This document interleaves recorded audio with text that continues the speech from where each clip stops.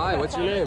My name is Young-Soo. I'm a member of Nodutdol. We're an anti-imperialist Korean organization fighting for U.S. out of Korea. We're out here for the International Day of Solidarity with the Palestinian people. As an anti-imperialist Korean, we know how integral Palestine is to the struggle to free people everywhere, to end U.S. militarism, to make sure that people are living with dignity and self-determination. I grew up here in Los Angeles. I grew up in Koreatown.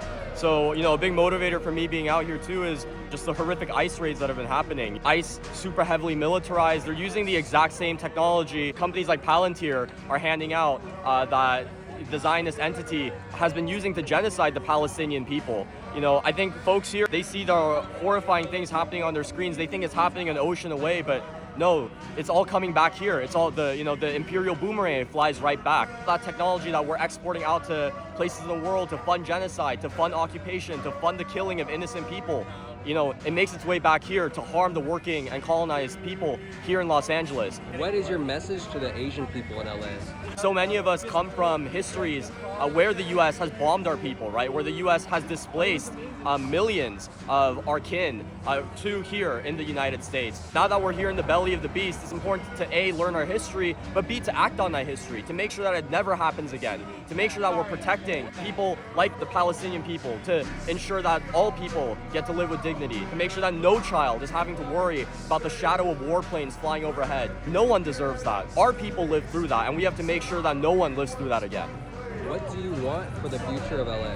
We want a system where people are taken care of, where people are insured housing, where people are insured food, where people are insured a livable wage, where our taxpayer dollars, aren't going to fund ICE, aren't going to fund LAPD, aren't going to fund all of these militarized technologies that are harming our people both here and abroad. Especially as a Korean person, I also, just want to uplift our U.S. out of Korea campaign. The U.S. has been waging one of its longest wars ever in Korea. The Korean War has never ended. There was never a peace treaty signed. The U.S. has continued to occupy South Korea. It has 62 military bases, over 28,000 troops stationed in the country, ensuring that the U.S. is forever antagonizing North Korea, is forever ensuring that our country is divided, forever ensuring that it has a foothold in the Asia Pacific, just the way it has a foothold in the Middle East through Israel.